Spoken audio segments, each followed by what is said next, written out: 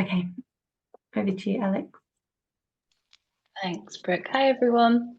Welcome to our latest webinar from the newly diagnosed team at Parkinson's UK. I'm Alex and I work for Parkinson's UK in the research team, but as part of my role, I support our support group for people affected by Parkinson's from Black, Asian, Arab, and mixed heritage backgrounds. So today we're going to have a discussion about physical activity, how you can get active and stay active. But before I go to the panel to introduce themselves, I just want to remind everyone that we're not able to give individual advice today.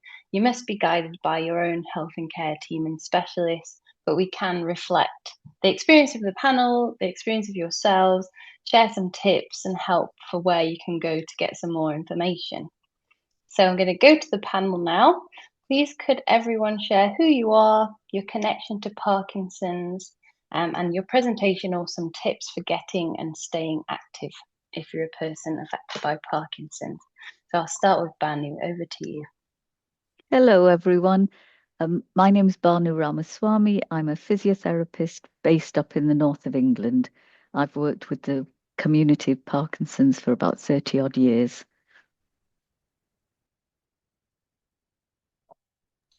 Thanks, Banu. Hi. And Carlito? Hi, good evening, and thank you for having me. My name is Carlito Monteiro. I am I would say, international background. I am a Goan from India, having a Portuguese nationality and settled in UK. Well, I've been a sailor for the last 20 years, and at the present, I'm working for Compass Group of Company. And Parkinson's UK, I've been associated with them for quite a while. I've been doing a little bit of a charity work for them as well. And I do a lot of volunteering work with the research activities. Thank you. Thank you, Carlito, for joining today and sharing your experiences with everyone. Looking forward to hearing some more. Anthony. Hello, everyone. I'm Anthony. I have been working with Parkinson's UK for about 4 or 5 years now. I work in the physical activity team, and I will be talking today a little bit about what Parkinson's UK does around physical activity, what support and resources we provide. Thanks, Anthony. And last but not least, Sophia. Hi, I'm Sophia Pavin. I'm from Ethnic Minority Council. We're a community organisation, infrastructure-led equalities, and we work with communities of interest and protected characteristics, especially from marginalised and underdeserved communities. And I'm a physical gym instructor, so I've been delivering the Parkinson activities for the community, and we do it around chair exercise, but not chair exercise. We do with themes of ethnic general music, so Bollywood, Bhangra, Gidda, even Nigerian music. So we create those movements as well. So I'll show you a little clip later if you're interested in seeing that. But we have had quite a lot of interest. And just to let you know something, I went and delivered today to 600 children from schools because they had a ME festival in Himley Hall. And I thought I would be doing 5 lots of 10 minutes. When I got there, they go, no, you got 50 minutes of 5 lots. So I'm actually exhausted because I was doing the same music. I mean, doing like hip hop, and all the kids were getting involved and they just loved it and said it was like very amazing and energetic. But I'll show you an example of that. So it's really about engaging communities in physical activity in ways that they've never thought of and kind of creating new ways of movements. Okay. Thank you. Thanks so much, Sophia. Can't wait to see the dancing. Brilliant. So I think our presenters, our panelists have some slides to share today to tell you a little bit more about how you can get active and stay active. So Banu, I don't know if you would like to start sharing your slides. Well, whilst I'm sharing, I'm just telling Sophia that it's a good job that Alex didn't suddenly say that's actually what you're going to be doing now. So can you see my slides?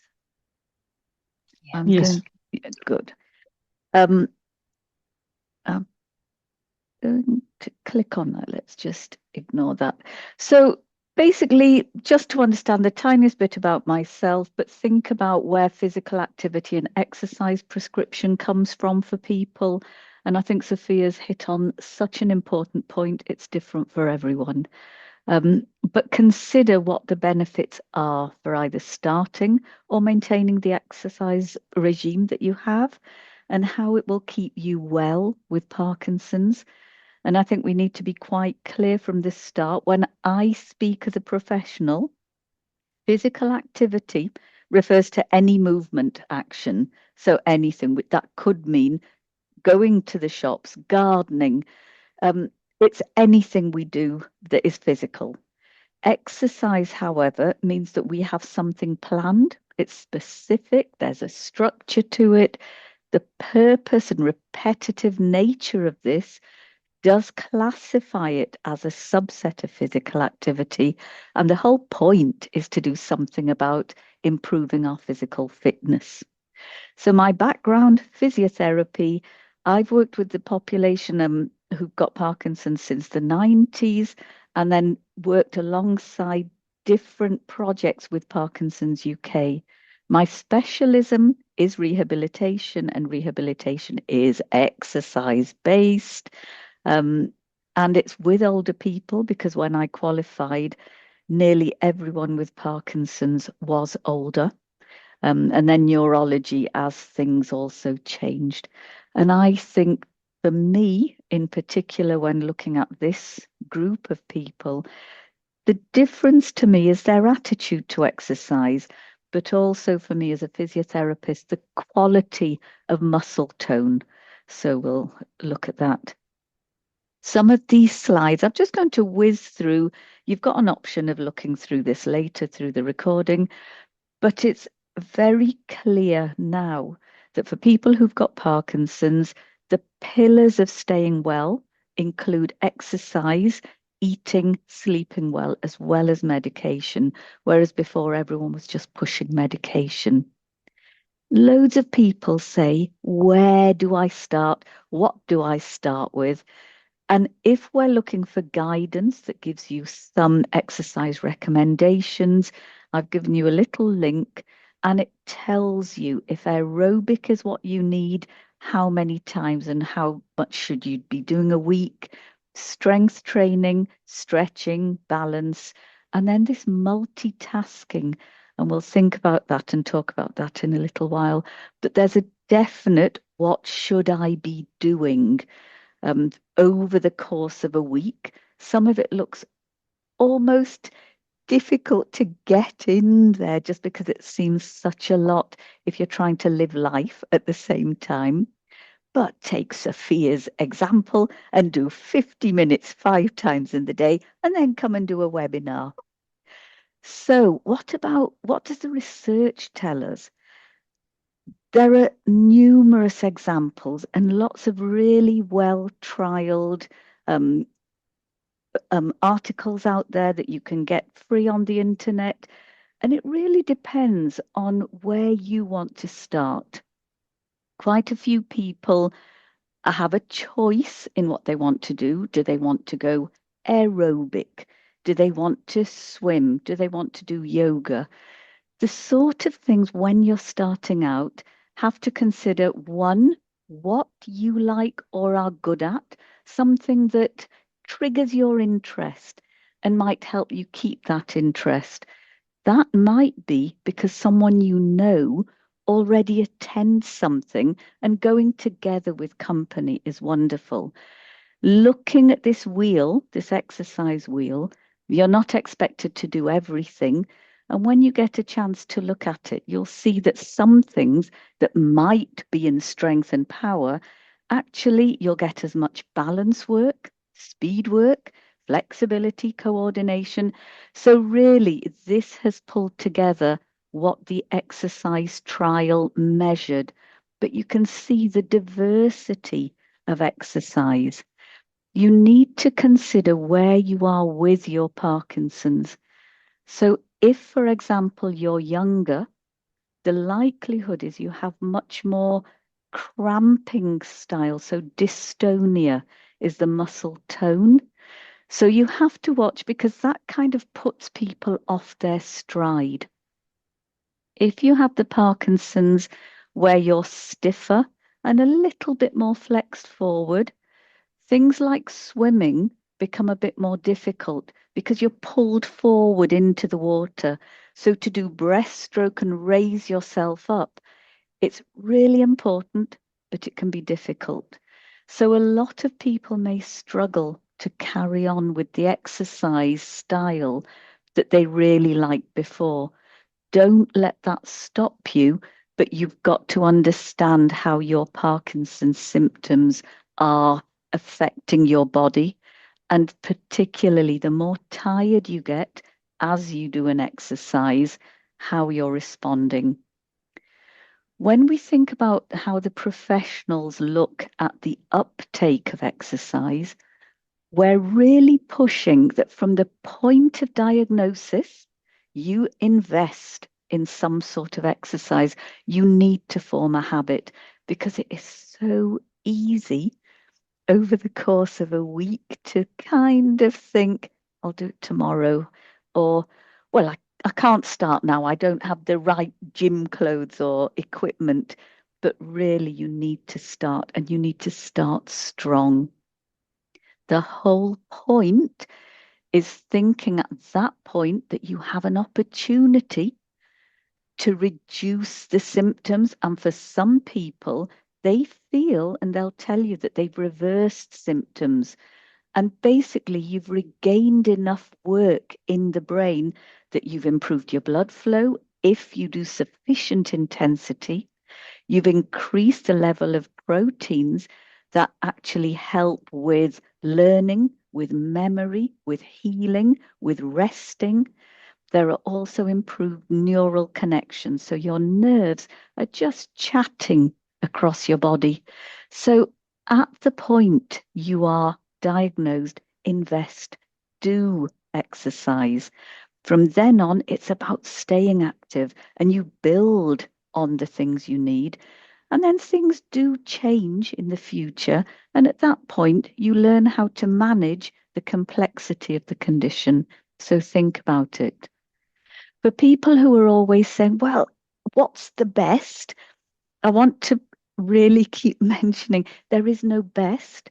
But what we're starting to see now in research is this neuroactive exercise. On the whole, if you look at the column on the, as I'm looking at it, it's the left side.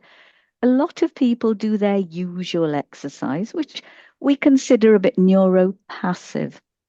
It's still very good for you, still good for fitness, for health and well-being.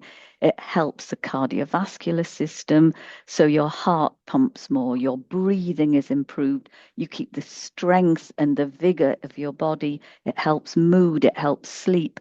So don't pass that by. Any exercise is good. But the difference is it doesn't target Parkinson's specific issues. So when we look on the other column at neuroactive exercise, we're thinking of what is it about Parkinson's? And we're looking at things that change how your brain is adapting to the conditions of this neurological process. So looking at that third bullet, you have to think about something that is task specific. One example, a lot of people say it becomes a bit more difficult to shrug on a coat.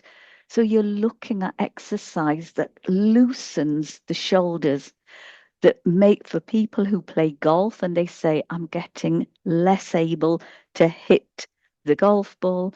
You're looking at things that increase your twisting and your rotation.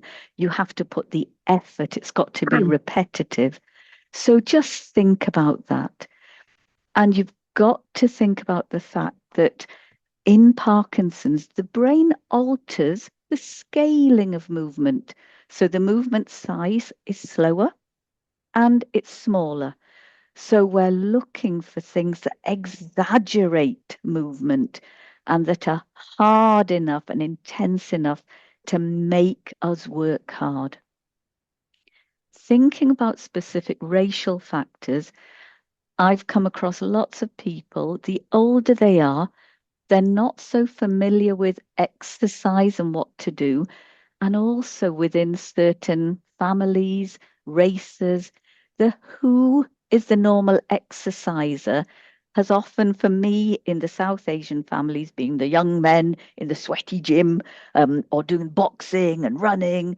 And it's less so the women's roles and their identity within the family or their society is to be much more physically active, on the go all the time, but not specifically to exercise and plan something.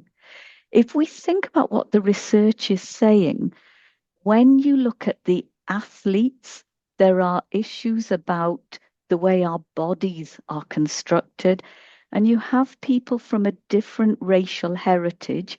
So, for example, the people from a more Western African heritage, they've got a different build. And you see power, you see lots of sprinters, footballers with this powerful build.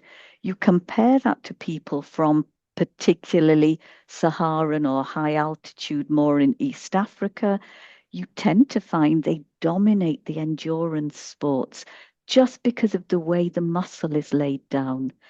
When we're looking at South and Southeast Asian, they've got this mixed endurance bout, so racket sports. Don't forget there's an issue of what we're brought up with. So everyone plays cricket. So you can't say any one particular group has a cricket gene or, but it's the tone of the muscle that makes you good at a certain exercise. So if you're thinking about where do I start, think about the build of your body and think about what would suit your body as a starter. When we look at the research, though, into people with different medical disorders, we look at the changes. So, mitochondrial dysfunction is basically our power cells, our batteries. And we seem to see that compared to other people of different races, the Asian populations have more dysfunction. They're prone to getting more tired quicker. But you'll find that now the people coming, whether they're first generation, second generation, coming to the Western countries, they tend, because of their nutritional intake compared to what their genetics should be, they're tending to put more weight on. So this adiposity lends them or puts them at more risk of different conditions, such as diabetes. There's now an increasing link to Parkinson's, possibly Parkinsonism. So it's kind of thinking that. So the take home message is do something. Some form of exercise is better than nothing, but there are definitely specifics of a quality to the exercise that gives you better results with your Parkinson's. Exercise is more than physical benefit. There's a social aspect. There's the mental benefits. There's a spiritual part of it. It's never too late to start. So don't be thinking, oh, I'm this old or I've never exercised. It's never too late. If you are already someone who exercises, you need to think about your symptoms. How is your body now responding, and alter the regime? And then for some people, if you've never really exercised, you need to see a professional like a neurophysiotherapist who knows the changes in your body, can tell you if you have dystonia or if you have a bit more impulsivity so that you may be prone to injury. So they'll be able to tell you what level of exercise you want. Okay. Thank you so much, Banny. That's a really helpful overview to get us started. I think really interesting and important to think about what exercise is good for general health and what exercise is really great for Parkinson's specifically. I think when we're thinking about people who might have never exercised before, hopefully Anthony will be able to tell us about some really great resources that people can use to start them getting active, as well as talking to neurophysios. Thank you. So I will go to Carlito now. Can you share Yes. with us a little bit about how you are active, maybe how you started getting active, and any tips you have for people who have joined today? Thank you. Thank you. Well, everybody manifests their symptoms differently. So no two persons have the same symptoms. So they might have something else as well. So it's very difficult to say I should be doing the same exercise as somebody else. That's what I feel. Well, I do work. I used to work full time, but recently, because of my health, I wasn't doing too well. So I've asked for reduced hours. I physically work. So walking is one of the exercise that happens to me automatically as I go and work about. I do around 5 hours. But back home, I do a little bit of weights, and which keeps me going. So I would say the most important exercise would be stretching. Stretching, it helps me a lot. And very important thing, what I observe from my observations is exercising at night before you go to bed does help a lot. I don't know how scientific that is, but if you exercise in the evenings before you go to bed, the morning seems to be much better. And I think balance, that is the exercise which should be done as well. That's what I do. And I concentrate on those areas which I feel I'm stiff. The lower back, I have problems with my joints, the knees. But ever since, I wouldn't want to talk much about DBS and all, I'm much better than what I was before. So yes, exercise is a essential supplement to medication, which cannot be ignored, and it does benefit immensely, I would say. Thank you.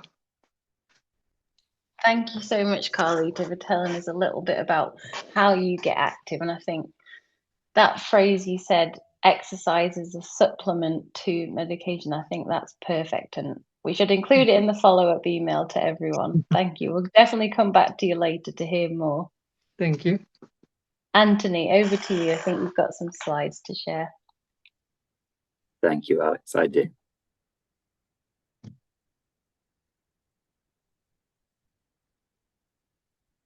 Hello, everyone. So as I mentioned, my name's Anthony. I've worked for several years with Parkinson's UK as part of the physical activity team.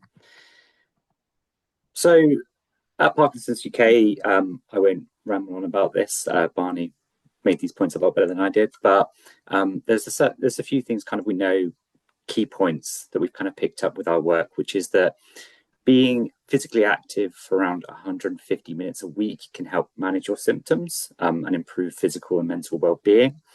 But a recent survey we did found that only 52% of those visiting our website and we're looking for more information about being active were active themselves. And the most popular form of physical activity for people with Parkinson's is walking, which will come into why, as Barney says, it's important to start where you can and where your ability is and doing things that you enjoy. But there's also an importance there about reaching certain levels of intensity with your physical activity.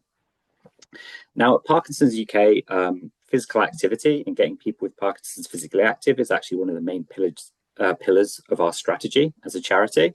And that comes into a lot of kind of what we do and the work that we do about helping people with Parkinson's understand the benefits of being physically active, being able to find opportunities to engage in physical activity, having resources available to them so they can be active at home or increase their understanding of being physically active.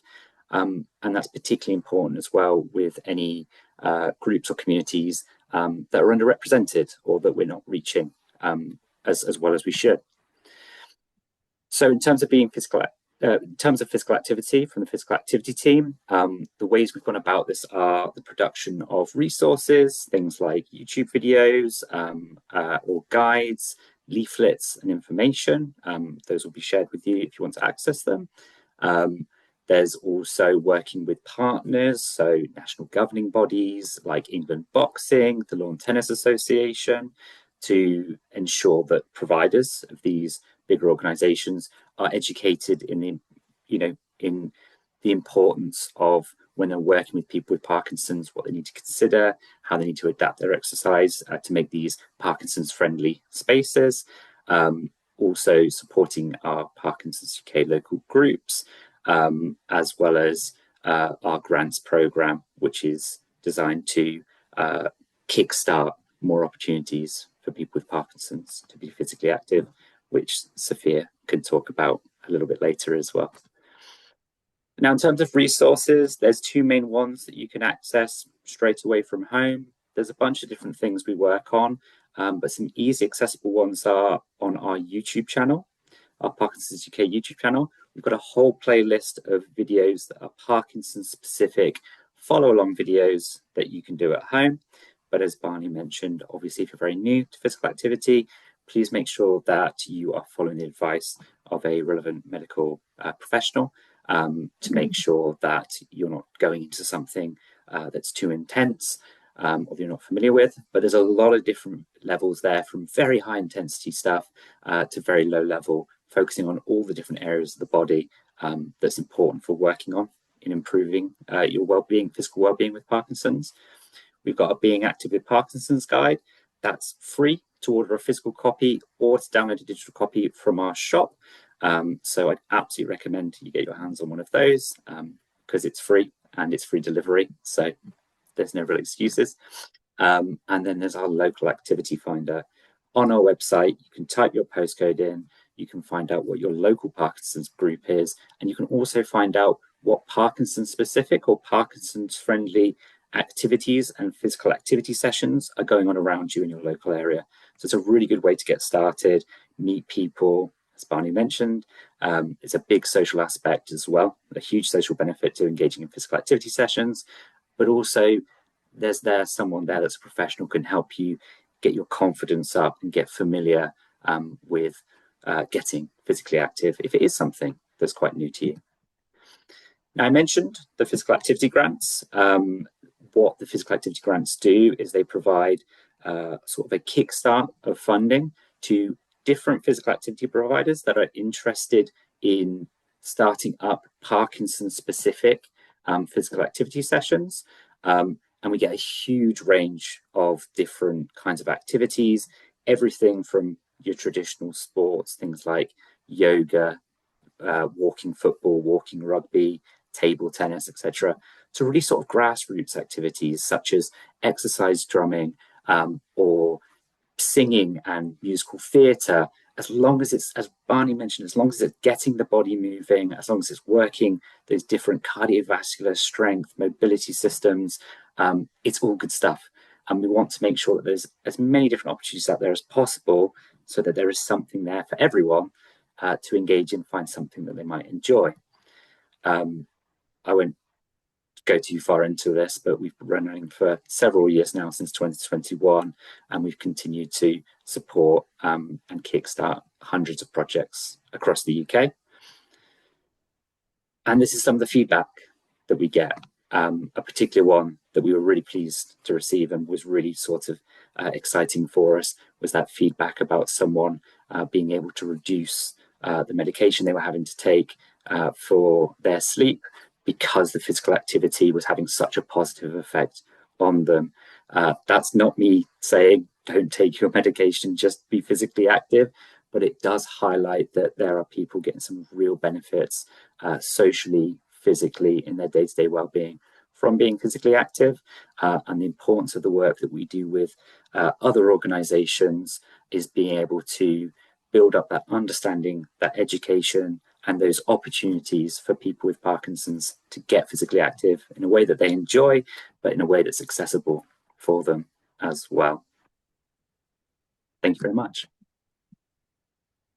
Thank you, Anthony. Brilliant overview, and so great to hear more sort of evidence for the fact of exercise and physical activity being a supplement to medicine, especially when it's done in partnership with your health professional to make those changes as well. Thank you. Brilliant. And Sophia, over to you. Would you like to share a little bit about how you support people with Parkinson's to get involved with physical activity? And I think you said you've got a video to show us of Yeah, I have. dancing as well. Thank you. Basically, we got engaged with Parkinson just this year. So it's our first year with working with Parkinson's, and it's been really going well. And to learn as well all the things that you've said today, it's very encouraging as well, because we're always trying to understand more. And I think the more understanding you get, the more you kind of can innovate and create those partnerships to get more people involved. So it's really important to share that. So I'm really grateful to be on this panel, because I've just learned quite a bit. I'm going to show you a few things on my phone, because so this is I don't know if you can see that picture. So is it blurry? Can you see that? A little bit, but we could have a go and then try and share it in the Okay. follow-up if we're able to. Okay, so I'm going to show you a video now. I'm just going to tilt right there. Right there.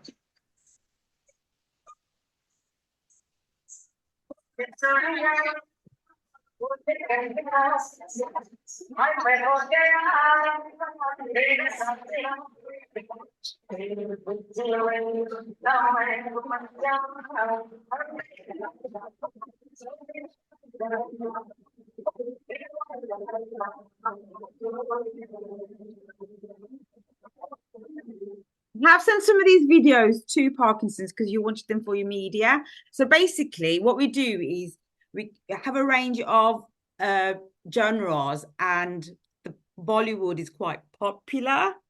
So what we do is try to make movements that go with that music, but they're on a seated position, because most of the communities that come in are older. And so we kind of get them mobilizing their shoulders, their arms, the legs in a comfortable way, and then see how energetic they are as well. Obviously, they have the warm up as well. And as they go through, some of them do stand as well and start doing the movements. And what we found as well is that some of the Black communities want Nigerian music, so we kind of, the ladies are experiencing other genres like hip hop as well. So we've used House of Pain, we've used Kylie Minogue, Locomotion. So it's about them kind of stimulating. Actually, I had not heard that before. I've not done that movement before, because we've just been doing yoga. Because yoga is very popular, but it's not the only thing that they can get to play with. So we're trying to encourage other forms of movement. So even electric house and trance, and I'll think, oh, I didn't know that.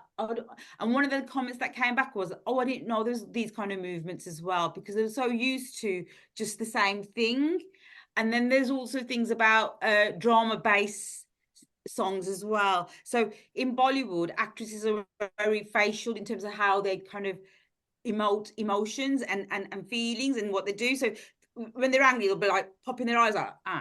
And then so today with the young people as well, we had a song. I mean, I'll show you a sample, and I'd make them do this and make the interactions, and they'll be like, oh, and so they're like forcing themselves to be a bit more dramatic instead of being subtle. So and then what you found was that the children actually came up to the stage and said, let us lead this on and do it ourselves. So you're stimulating interest, but also the fact that they want to be leading the activity as well. So that was quite interesting. So what I'm going to do now is I'm going to give you a little sample, and you're all going to take part, and we'll do it on this song. Let me see if I can get it on. Wait, sorry about that. Like this. So I think I'm going to give you a sample. I think that's the best thing I can do. Right. So this is the drama-based song. It's a very old song. Can you hear it? Are you all going to take part? We can, and hopefully everyone at home is able to take part as well. You might just want to put it a little bit closer to the speaker on your laptop. All right. Put your arms in the air. feeling in my heart is so brand new. This feeling in my heart is just for you. I never wanted anyone quite like this. I'm crazy, crazy, crazy. What's like this?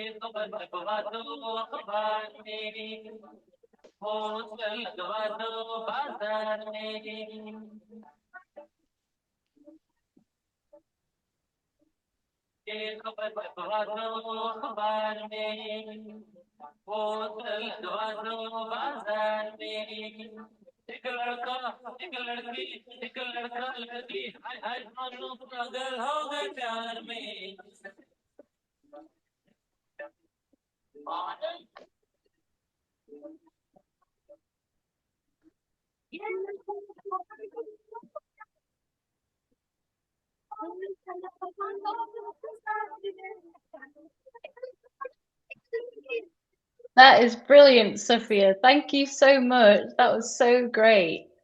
And it sounds like you're really getting people's facial muscles working as well at the same time as their bodies. I think that's because they're laughing. Oh yeah, that was a drama-based song, but normally we have like hip hop and they're jumping a little bit as well. And then there's one songs with like a lot of Indian songs that are about like with the bangles, and so I make them do like the bangles and the clapping. So they're getting a lot of stretch in terms of different things. But the drama-based one, I have to say, is very popular. And I'm like thinking sometimes, what do I need to do to aggravate, kind of accentuate their feelings? So it's like shock, horror, and it's quite entertaining actually, because they're all like, and after they go, give me 2 words of what you felt, and most they go amazing, energetic, wonderful, feel good factor, dopamine. And the young people today, I ask them as well, and the one goes scrumptious, and I go, I can't spell that, but thank you. So they really enjoyed it as well. So yeah, I think what it is, they're getting a taste of something that they've never had before, because we've been quite innovative in terms of how we wanted to deliver this for Parkinson's and engage that community. And some of the songs that they chose today, they said, oh, can we have Michael Jackson, Billie Jean? And I'm thinking, okay, I haven't practiced the moves on that, but if you show me, I can improvise. So it's really good to take on what they want as well. And so you encouraging them to be creative themselves, but also at the same time giving them a taste of something that they've never had before. Because all the young people, and I asked them today, I mean, I'm using today, is that they never had any of those dancing movements. And some of them are really good, like they might have an interest. And I said, oh, you might want to go to Bollywood and become a Bollywood actress. Yeah. Amazing. Thank you so much, Sophia. And it's great to hear all the great feedback you've had from people with Parkinson's who've been attending your classes as well. I think Banu has a question or would like to add. Well, no, it was just to say, not only is that fantastic, but one of the things for people with Parkinson's is it starts as very one-sided. And you tend to find that people, they do less with the side that's considered the Parkinson side. So to have something that's creative and, sets off your dopamine is fun, but uses a lot of interactive double-sided stuff, just perfect coordination.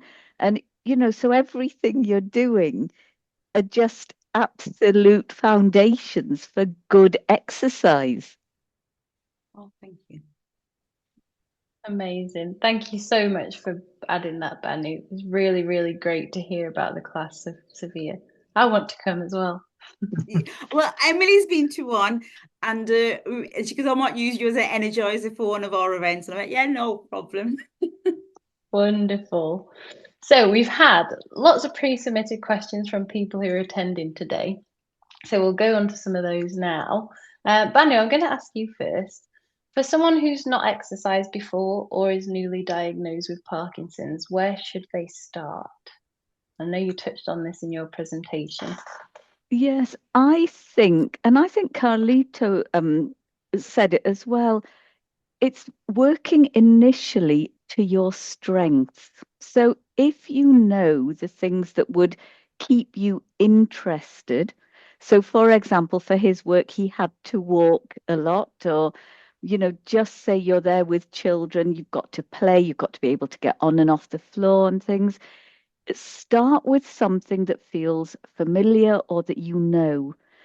But if you're looking for something that research is saying what's the best, aerobic and strength training when you're first diagnosed seem to be coming out on top. Part of that, I think, is just because it's easy to measure the output of aerobic work and see how strong you are, but they definitely are the two best things. Not hugely heavy weights. It is about grading and improving fitness over a course of 10 to 12 weeks. Don't look at fast gains for a lot of people, especially if you're starting out, but you're working towards that 150 minutes or 2.5 hours within a week of exercise that is specifically appropriate to your symptoms and your physical health.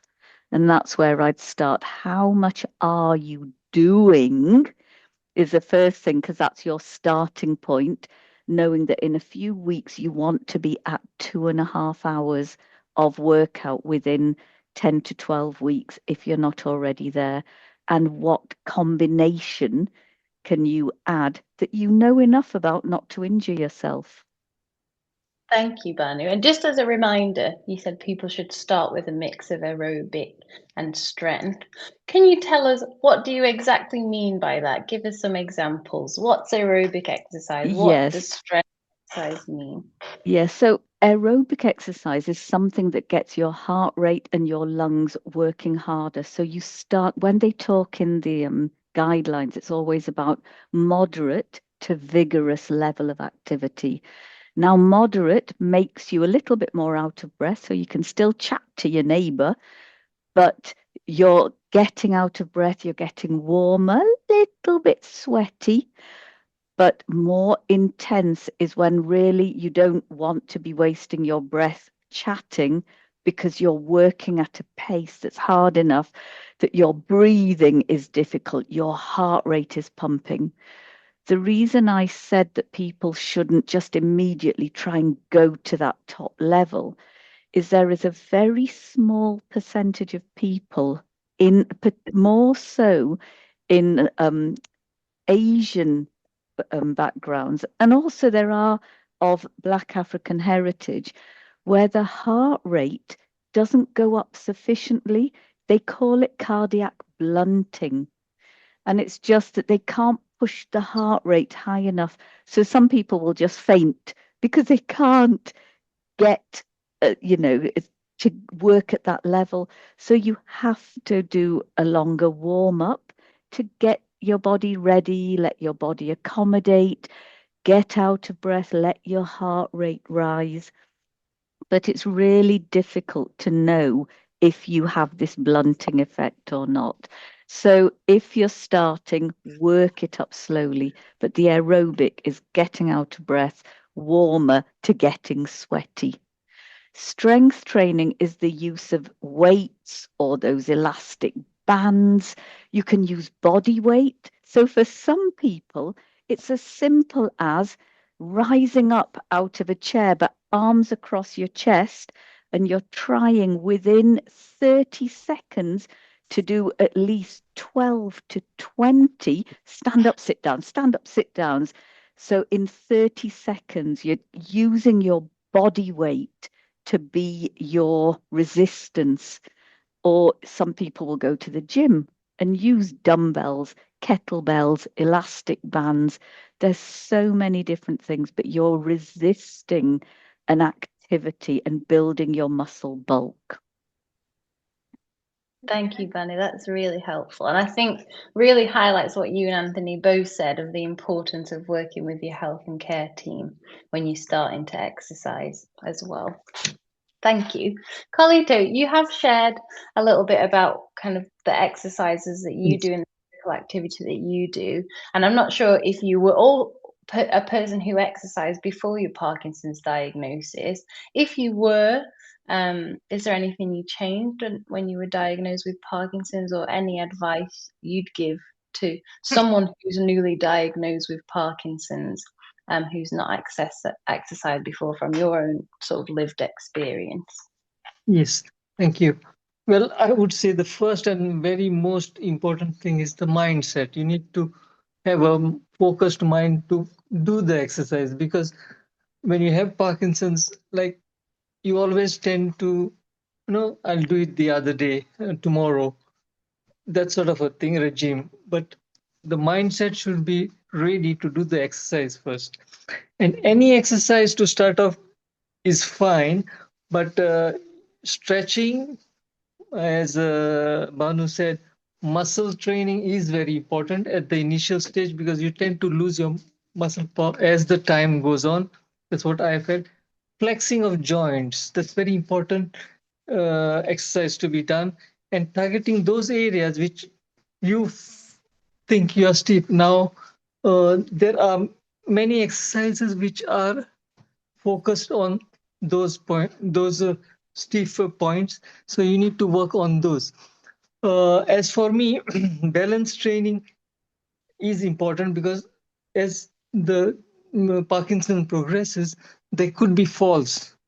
Luckily, I didn't have any, but balance training is very important. And how do you do balance training?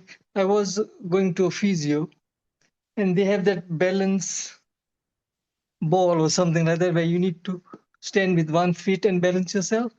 And it's a bit of a wobbly thing. But at home, you can do it. Just try to stand on one leg and close your eyes.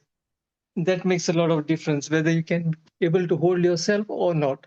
So for me, dyskinesia is a little bit affecting me now. Otherwise, I was quite good.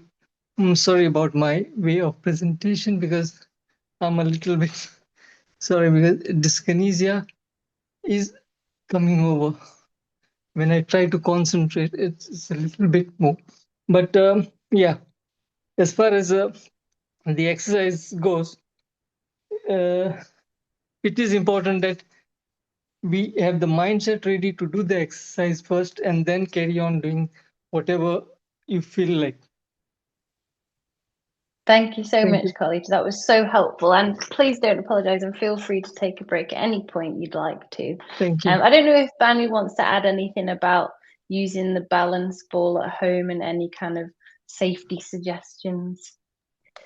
Yes, and thank you, Carlito, because that's something else that you brought up. Things like the changes in your muscle activity. So dyskinesia is always going to be worse when you're under a bit of a stressful situation. Yeah. So talking to us lot isn't, wasn't on your agenda for a calm evening. Yeah. But you will find that people who have dyskinesia, or the point at which, if they're in an exercise class and they're competitive, you'll find sometimes the dyskinesia is worse, or when they're trying to chat to other people. And I think we try and ask the exercise professional to just consider that, because then you start breathing at the top of your lungs instead of the bottom. So if you're trying to exercise and you're distracted or you're stressed, and the stress can be, not nail biting stress, but that you're competitive, you're distracted, you're trying to chat to someone else.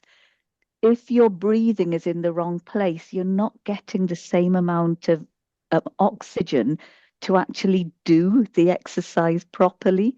So, the exercise professional watching you, especially in a class, needs to be aware of that and just get people to calm their breathing.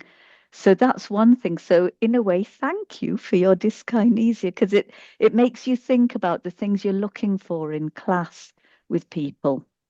Yeah. And balance, you are so right, it's really important.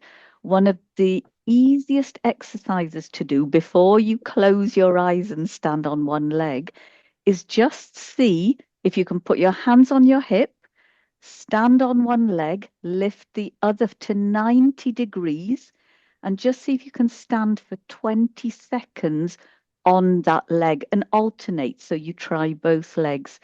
So the people who are at risk of falling over cannot even stand on one leg with eyes open for 20 seconds. And it's a combination. It is balance, but it is also strength. Because if you don't have the strength around the joints that hold your body in position, you're just going to keel over or not keep your balance. So balance, they talk about in terms of just holding a position, static balance. So being on that ball is an example, but dynamic balance. So as you're moving, you have to stay balanced on your leg as you're turning, as you're opening a door to step back. And a lot of people don't think enough about the balance needed to move safely on their feet. So if an example is when you open the fridge door and you're stepping back, you pull back rather than your feet stepping you back, you need to work on your balance. Or a heavy door. If it's your upper body that pulls before your legs walk you backwards, you need work on strength and balance. So there are lots of little tests to make you understand, do I need to work on balance, strength? But they are all important. And I think you're one of the few people who I hear is doing a good amount of exercise. You're right in that it's easy to just put exercise off into the future. So the more you can find either company like Safina's classes that offer weird and wacky, or whether you're disciplined enough to do yourself, that's where you have to find your allies. Thank you. Definitely. Thank you, Banu. And yeah, really important point that you made, Colito, about that mindset that you will do exercise. And I'm a huge fan of a sticky note on the bathroom to remind myself every day if there's things that I want to do for that mindset. Anthony, is there anything you'd like to add for someone who's not exercised before and newly diagnosed with Parkinson's? Where to start? I try not to repeat anything anyone else has said because both Banu and Carlito have made some amazing points there. One thing that we like to say is some is good, but more is better. So when getting started, just think about how you could be getting more active. Don't let this idea of physical activity and exercise overwhelm you with all the possible options, all the different things you need to work on and do. Just start somewhere. Find something you enjoy, something you could be doing a bit more active. Do you like dancing while you're doing the dishes? Could you be dancing, for example? Do you like gardening? Is your garden a little, becoming a little bit untamed? Could you be spending a bit more time out there? If you've got a dog, go out and walk it more. Take it for longer walks, faster walks. The important thing, first of all, is just finding a way to get started. That's the most important thing, is the getting started. And everyone will tell you that. It's about the getting started. Once you're started, you will start to get a confidence for what your ability level is like. You'll get a better understanding of what areas of physical activity you might have more difficulties with. That might help then direct you into where you need to look for what forms of exercise or physical activity might help improve those particular areas that you struggle with, be it stiffness in certain parts of your body or certain movements or balance rather than cardio, for example. But remember that you don't have to try and come up with all the answers yourself. There's tons of brilliant physical activity resources and support out there for people with Parkinson's. There's online resources, there's videos, there's guides, there's websites. If you are someone like Carlito, perhaps that, sort of has that discipline and has an idea in their mind of what they're looking for and wants to kind of self-educate themselves. If you're someone that prefers to learn from someone else, like I mentioned earlier, there's a bunch of different classes, like Sophia's classes. Look what's in your local area. Check out sort of what your local leisure centres or gyms might do, for example. Everyone Active is a great example where they do free memberships for people with Parkinson's. So there's lots of support out there, but the most important thing to do is just start somewhere. Start somewhere, start small, and celebrate those little victories as well. Celebrate yourself for being more active than yesterday, and be kind to yourself on those days that you can't as well. Thanks, Santa. That's brilliant. I'm really glad that you spoke about gardening and walking, because we had a question about that. It sounds like it's really good for you, but it's also really important to build on those. That's a great place to start and to build on, with support with all the resources that are available to you and your healthcare team as well. I think we've got time for one more question before we close. So I'll go to Sophia. We've been talking a lot about motivation today, how to get motivated to start being physically active and how to stay motivated. Do you have any tips that you've heard from people with Parkinson's in your classes about staying motivated to be active? I think one of the ways is people coming together, making friends, having conversations, and that leads to things as well where they're comfortable to move together, because sometimes there is that thing about confidence as well, and having positive affirmations as well. Like, I know I'm a bit ill, it's a bit achy, but I'm still going to move. So we had this lady, because we've actually had a camera crew come in, students that were talking about sports, and they go, oh, this lady's got a really good story. She's got all these illnesses. She had walking sticks, but you know what? From the class, she still got up and was dancing with a stick in her hand, and she comes to every class, and I'm like amazing. She goes, "Oh, what Nigerian music?" And so she's like shaking her. No, okay, all right, we'll shake her ass as well. So yeah, it's about really saying, well, it's interesting you say that you can do exercise anywhere. Exercise is free as well. It's outside, it's outdoors. It can be inside your home. Go, just walking around your kitchen, the garden. The parks have got equipment there as well. Do you know what I mean? You can go and feed the ducks. It doesn't have to be something that's like energetic that you don't want. It could be a slow move into it. And I think the ladies that we got as well is that they are very passive and I said, I mean, I used to say, I'll get invited to so many groups, and I go, if I went every day, I'd have a samosa every day, because that's all they were eating, samosas and a cup of tea. And it's like, how many samosas can you eat? But it's like, and I've got them away from that, because now when they come to our sessions, we put on fruit and a hot cup of tea, but there's always fruit there. So they're like it's getting away from that fried food as well. And so look, look after your health, but also look after what's going inside your bodies as well, and have proportionality. So I think it's all that education that's rounded and triangulated. And if that can give them a bit of motivation in any aspect, they're on their way to something. Thank you so much, Sophia. And such a great point that exercise can be free and there is something for everyone. So thank you so much, Banu, Anthony, Sophia, Carlito, and everyone who's joined today, asked questions, shared the pre-submitted questions, and shared your experiences.